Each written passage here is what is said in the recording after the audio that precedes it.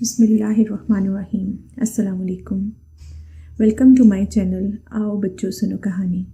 अगर आप मेरे चैनल पर नए हैं तो आओ बच्चों सुनो कहानी को सब्सक्राइब करें और बेल नोटिफिकेशन को ऑन करें ताकि आपको मिलती रहे तमाम वीडियो अपडेट्स।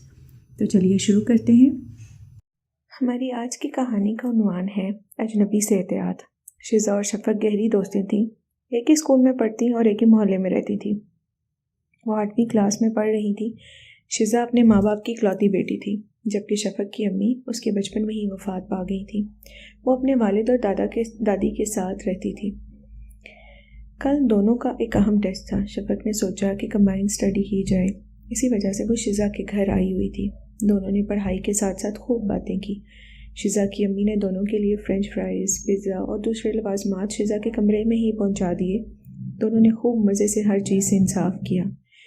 घड़ी पर नज़र पड़ते ही शफ़क़ घबरा कर खड़ी हो गई। इतनी देर हो गई है, वक्त का पता ही नहीं चला। बाबा आते ही होंगे, मैं अब चलती हूँ। क्या यार, इतना मज़ा आ रहा है, थोड़ी देर और बैठो ना। शिज़ा ने शफ़क़ का हाथ पकड़कर कहा। नहीं, मैं अब चलती हूँ।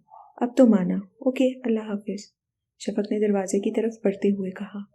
दूसरे दिन सुबह शिज़ा स्कूल जाने के लिए गेट से बाहर आई तो उसने देखा कि शफ़क़ अपने गेट से बाहर आ रही है और उसका ड्राइवर भी उसके साथ मौजूद था, जो उसको पहली नज़र में ही कुछ अजीब सा लगा।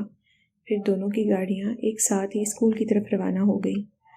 लंच टाइम की घंटी बजते ही दोनों अपने लंच बॉक्स साथ लेकर एक जगह बैठ गई। इन दोनों की आदत थी कि हमेशा लंच बॉक्स एक दूसरे से शेयर करती थी। आज मैं बहुत मज़े के सैंडविचेस लाई हूँ, खाकर देखो, हमारी मेड बहुत मज़े के बनाती है, शफ़क़ ने सैंडविचेस शिज़ा की तरफ बढ़ाते हुए कहा। वाकई बहुत मज़े के हैं।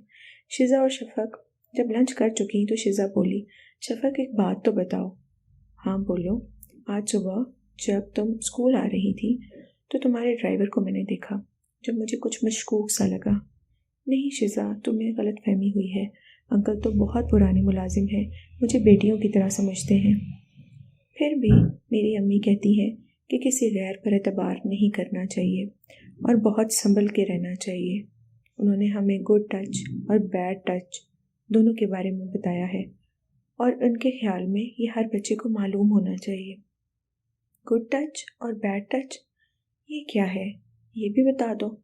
गुड टच वो होता है जो आपके अम्मी अब्बू आपको प्यार करते हैं, आपके दादी दादा वगैरह आपके सर पर प्यार से हाथ फेरते हैं।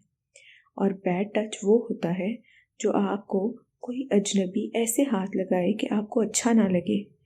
शिज़ा ने समझाते हुए कहा, आइंदा ख्याल रखना। ठीक है, शफ़क़ ने लापरवाही से जवाब दिया। इतने में लंच ब्रेक ख़त्म होने की घंटी बजने लगी। दोनों क्लासरूम की तरफ रवाना हो गई। अगले दिन शिज़ा की तबीयत ठीक नहीं थी, इसलिए वो स्कूल नहीं गई। दोपहर को जाकर कुछ तबीयत संभली तो उसने सोचा कि शफ़क़ के घर से आज का होमवर्क ले आए। शफ़क़ के घर की तरफ चल पड़ी। चौकीदार ने गेट खोला। अंदर हर तरफ खामोशी छाई हुई थी। ऐसा लगता था कि घर में कोई नहीं है। एक कमरे में झांका तो दादी सोती दिखाई दी। शफ़क़ का कमरा भी खाली था। आखिर शफ़क़ कहाँ है?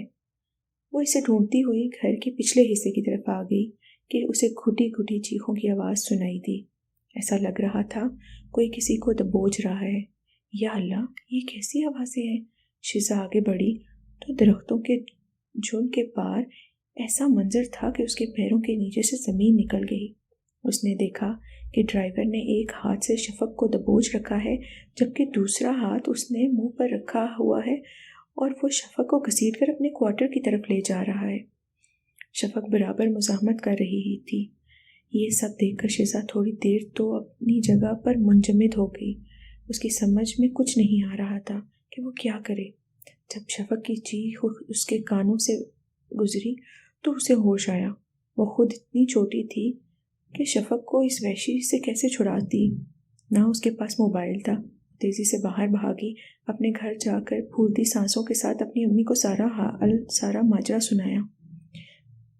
उसकी अम्मी ने फ़ौरन 15 पर कॉल की। खुद चंद मोहल्लेदारों के साथ शफ़क़ के घर पहुंच गई। इतने लोगों को देखकर वो वहशी हवास बाख्ता हो गया اور اس نے بھاگنے کی کوشش کی جسے محلے والوں نے ناکام بنا دیا۔ اتنے میں پولیس بھی پہنچ گئی۔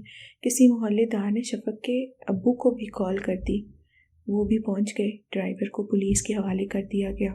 شفق ابھی تک خوف میں تھی اور شزا سے لپٹ کر رو رہی تھی۔ شزا کی امی نے شفق کو پیار کیا اور چپ کرایا۔